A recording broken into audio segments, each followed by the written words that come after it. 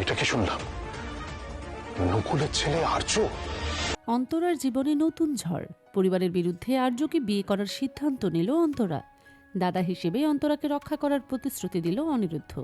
হ্যাঁ, এরকমই দৃশ্য হতে চলেছে আজকের ও মোর দরদিয়া ধারাবাহিকের এপিসোডে। শুরুতেই আমরা নকুল, বাণী ও নয়নতারার কিছু দৃশ্য দেখতে পাই। নকুল নয়নতারাকে বলে, তুমি মৌলির সামনে সত্যিটা বলতে পারলে না যে আমি তোমার ছেলে?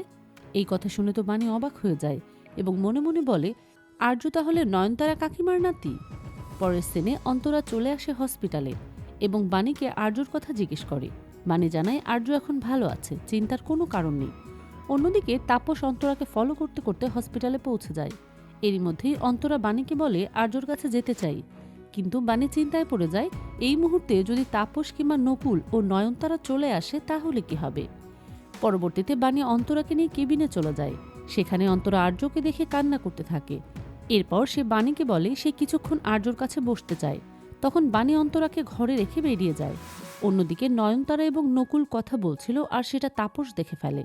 নয়নতারা নকুলকে শান্ত হতে বলে এবং তার পরিস্থিতি বোঝার চেষ্টা করতে বলে। নকুল বলে, আমি এখন ওসব কিছু নিয়ে ভাবছি না, আমি শুধুমাত্র আমার ছেলেকে নিয়েই ভাবছি। নয়নতারা বলে, মৌলি যদি জানতো আর্য আমার নাতি তাহলে এসব করতো না।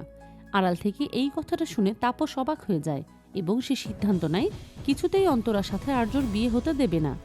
পরের সিনে আমাদের অনিরুদ্ধকে দেখানো হয়। সে আর্যর কেবিনে যাওয়ার চেষ্টা করলে বাণী তাকে আটকে দেয় এবং ভেতরে যেতে নিষেধ করে, কিন্তু অনিরুদ্ধ কোনো কথা না শুনেই ভেতরে চলে আসে এবং অন্তরাকে দেখতে পায়। তখন অনিরুদ্ধ বাণীকে বলে, তুমি এজন্যই আমাকে ভেতরে আসতে দিচ্ছিলে না, অন্তরা আছে বলে। এরপর অন্তরা বাণীকে বলে, দাদাকে আমি সব বলেছি আর আমি ভিডিওটা দেখেই এখানে এসেছি। পরবর্তীতে অন্তরা অনিরুদ্ধকে জানায় তার পরিবার থেকে অন্য জায়গায় বিয়ে দেওয়ার চেষ্টা করছে, কিছুতেই আর্যকে তারা মেনে নিচ্ছে না। সে যদি আর্যকে না পায় অন্য কাউকে বিয়ে করবে না।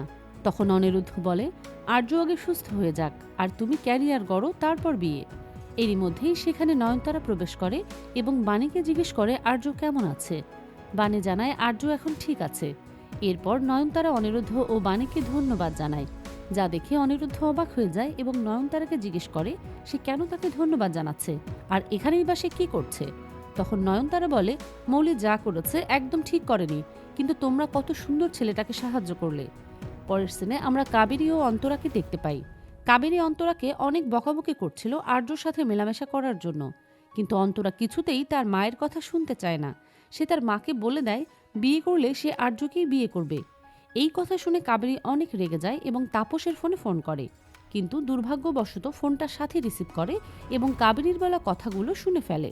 তখন সাথী কাবেরীকে জিজ্ঞেস করে সে তপদি কিনা, কিন্তু কাবেরী সাথীর কণ্ঠ শুনেই ফোনটা রেখে দেয়।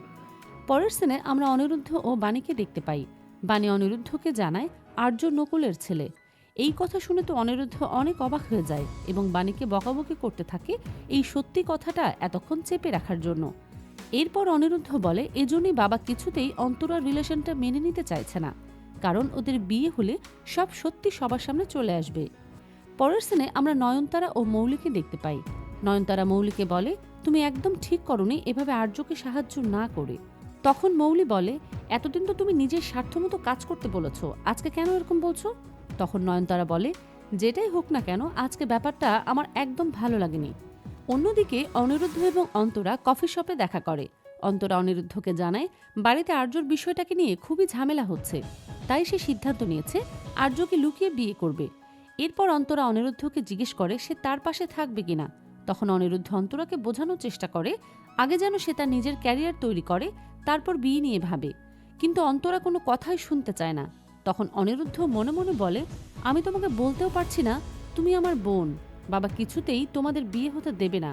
তোমাদের বিয়েটা যদি হয় তাহলে তোমাদের জীবনটা দুর্বিষহ করে তুলবে, আর আমি সেটা চাই না। শেষ দিনে আমরা চ্যাটার্জি বাড়িতে দেখতে পাই। সেখানে সাথী তানিয়াকে অনিরুদ্ধর জন্মদিনের কথা বলছিল। তখন তানিয়া তার মাকে বলে সে অনিরুদ্ধকে সারপ্রাইজ দিতে চায় আর কেউ যেন অনিরুদ্ধকে আগে থেকে কিছু না বলে। এই কথা শুনে বাণী ও সাথী দুজনেই তানিয়াকে সাপোর্ট করে।